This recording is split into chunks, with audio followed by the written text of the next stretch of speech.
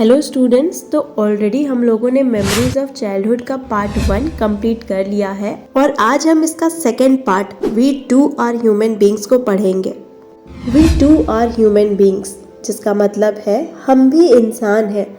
आखिर ऐसा क्या हुआ बामा के साथ जो उन्हें ये बात कहना पड़ा? हमें ये पता होना चाहिए कि आज जो कहानी हम पढ़ने जा रहे हैं वो बामा का ऑटोबायोग्राफिकल एपिसोड है, यानी अपने खुद के जीवन का वर्णन उन्होंने इसमें किया है। बामा एक तमिल दलित राइटर है और उन्होंने एक ऑटोबायोग्राफी लिखा था जिसका नाम था करक्कू, और जो कहानी हम पढ़ रहे हैं वो करक्कू का ही पार्ट है। बामा जो कि एक तमिल दलित थी और दलितों को उस समय अनटचेबल माना जाता था, यानी कि अपर कास्ट के लोग उन्हें अछूत मानते थे। बामा जो कि एक गरीब रोमन कैथोलिक परिवार से बिलोंग करती थी, जब वो क्लास 3 में थी तब तक उन्होंने छुआछूत यानी अनटचेबिलिटी के बारे में खुले रूप से लोगों को बात करते हुए नहीं सुना था। हालांकि इस चीज़ को उन्होंने देखा था, महसूस किया था, अनुभव किया था। उन्हें कई बार ह्यूमिलिएट किया गया था, यानी कि नीचा दिखाया गया था, जस्ट बिकॉज वो लोग दलित थे। जब मासूम बामा स्कूल खत्म करके घर आती थी तो उसे घर पहुंचने के लिए पैदल चलना पड़ता था। स्कूल से घर तक का रास्ता कुछ 10 मिनट का हुआ करता था, लेकिन बामा को आधा घंटा से 1 घंटा लग जाता था घर पहुंचने में, क्योंकि बामा दुकानों की, गलियों की, बाजारों की जितने भी एंटरटेनिंग चीजें होती थी वो सब को देखते हुए अपने घर पहुंचती थी। चाहे वो तमाशा करता हुआ बंदर हो या फिर एक सपेरा जो बार बार अपने बक्से से सांप को निकाल करके लोगों को दिखा रहा हो, या फिर वो साइकिलिस्ट जो 3 दिनों से अपने साइकिल से नहीं उतरा है और लोग उसको प्रोत्साहित करने के लिए उसके शर्ट में पैसे डाल दे रहे हैं, या फिर महात्मा गांधी का मूर्ति जिसके आगे सूखी मछलियों के दुकान लगे हुए हैं, या मारियाता टेम्पल जिसमें बड़ी सी घंटी लगी हुई है और जिसके बाहर पोंगल का प्रसाद बन रहा है। पोंगल साउथ इंडिया का एक बहुत इम्पोर्टेंट फेस्टिवल है। इसके अलावे वो नारीकुरुवन हंटर जिप्सी, ये एक कबीला है, उन्हें देखती है जो कि पिंजड़ों में वाइल्ड लेमर को रखे हुए है। इसके अलावे वे कई चीजें भी बेच रहे हैं, जैसे कि निडल्स, क्ले बीड्स या फिर कान साफ करने वाला इंस्ट्रूमेंट।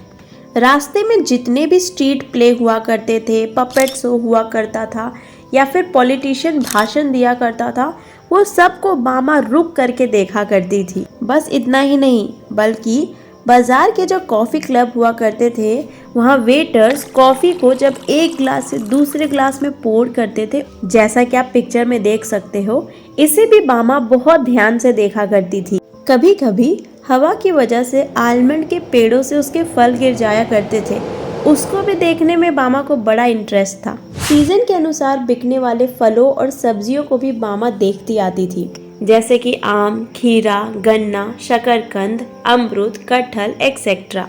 बाजार में मिलने वाले पकवान, बाजार में मिलने वाले आइसक्रीम्स, ये सभी चीज़ों पर बामा का नज़र होता था। तो आपको समझ में आ गया होगा कि क्यों बामा को 10 मिनट का रास्ता को तय करने में आधा घंटा से 1 घंटा लग जाता था। अब देखिए, एक दिन हर रोज की तरह बामा अपने स्कूल से घर आ रही है, तो रास्ते में हर चीज देखते हुए आ रही थी।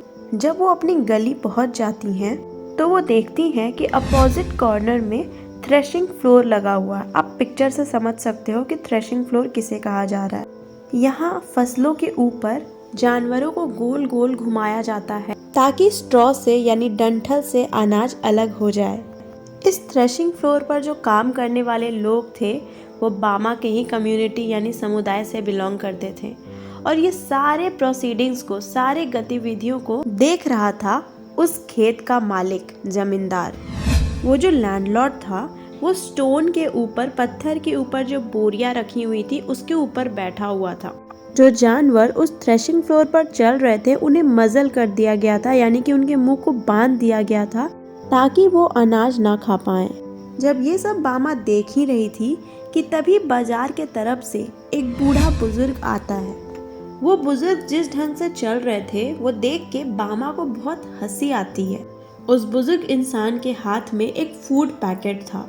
बामा गैस करती है कि उस फूड पैकेट में या तो ग्रीन बनाना भज्जी होंगे या वड़े होंगे, क्योंकि बाहर से तेल के दाग दिख रहे थे। और वो बुजुर्ग इंसान उस फूड पैकेट को डायरेक्टली अपने हाथों से नहीं पकड़े हुए थे, बल्कि एक स्ट्रिंग के जरिए, एक डोरी के जरिए पकड़े हुए थे। आप पिक्चर देख के समझ सकते हो। कभी कभी छोटे बच्चे खेल खेल के दौरान ऐसा करते हैं। मामा को हंसी आती है क्योंकि वो सोचती है कि इतना बुजुर्ग इंसान इस ढंग से आखिर फूड पैकेट को क्यों पकड़ा है, क्योंकि बाबा को असलियत नहीं पता थी। वो देखती है कि वो बुजुर्ग इंसान उसी ढंग से चलते हुए जाता है लैंडलॉर्ड के पास, जमींदार के पास, और बहुत ही सम्मान के साथ झुककर उसे वो फूड पैकेट देता है। और वो लैंडलॉर्ड उस फूड पैकेट को निकाल करके वड़े खाना शुरू कर देता है। ये सब देख करके बामा अपने घर चली जाती है, और जब वो घर जाती है तो बहुत ही कॉमिक वे में, फनी वे में ये सारा कुछ अपने बड़े भाई अनन को बताती है। अभी तक बामा सब कुछ बहुत ही हंस करके मजाक में बता रही थी, लेकिन जब उसके बड़े भाई अनन ने उसे असलियत बताई तब वो क्रोध से भर गई। असल में वो जो बूढ़ा बुजुर्ग था वो बामा के ही कम्युनिटी यानी कि दलित समुदाय से बिलोंग करता था और उन्हें अनटचेबल, अछूत माना जाता था। वो जमींदार अपर कास्ट से बिलोंग करता था और उन लोगों के अनुसार अगर उस फूड पैकेट को वो बुजुर्ग छू देता तो वो फूड पैकेट, पूरा का पूरा फूड पैकेट प्रदूषित हो जाता। बामा को बहुत गुस्सा आ रहा था। वो सोचती है कि ये लोग 4 पैसे कमा लिए तो खुद को बहुत ऊंचा समझने लगे हैं, हम भी तो इंसान हैं। तभी बामा ने कहा था, we too are human beings. उसी दिन बामा के बड़े भाई अनन ने उसे उसके जीवन का बहुत बड़ा लेसन दिया। अनन अपने साथ हुए एक घटना को भी बामा को बताता है। अनन प्रेजेंट में यूनिवर्सिटी में पढ़ता था और कभी कभी वो पास के गांव में लाइब्रेरी जाया करता था बुक्स लाने के लिए। तो जब वो एक दिन रास्ते में था तो जमींदार के कुछ लोग आ करके उसको नाम पूछते हैं, बस इसलिए ताकि वो उसका जात पता कर सके। जब उन्हें नाम से भी नहीं पता चला कि ये किस कास्ट का है, तब उन्होंने अनन से पूछा कि वो किस गली में रहता है। अनन ने बामा को समझाया कि अगर तुम्हें प्रोग्रेस करना है, तरक्की करना है, सफल होना है तो तुम्हें बहुत मेहनत करना पड़ेगा, पढ़ाई करनी पड़ेगी, और एक दिन जब तुम सफल हो जाओगी तो यही लोग तुम्हारे पास आएंगे। और बामा उसके बाद बहुत मेहनत करती है और क्लास में फर्स्ट भी आती है, और जिसके वजह से उसके कई दोस्त भी बन जाते हैं। और यहीं पर यह स्टोरी खत्म हो जाता है। तो आपने देखा इस स्टोरी में के जो 2 कैरेक्टर्स थे, जितकला सा और बामा, ये दोनों ने हालांकि अपने जीवन में कई ह्यूमिलिटीज़, इंडिग्निटीज़ का सामना किया, बट एट द एंड अपने हार्डवर्क के वजह से ये दोनों सफल हुई। So guys, this was it in this video. Thank you for watching and all the best for your exams.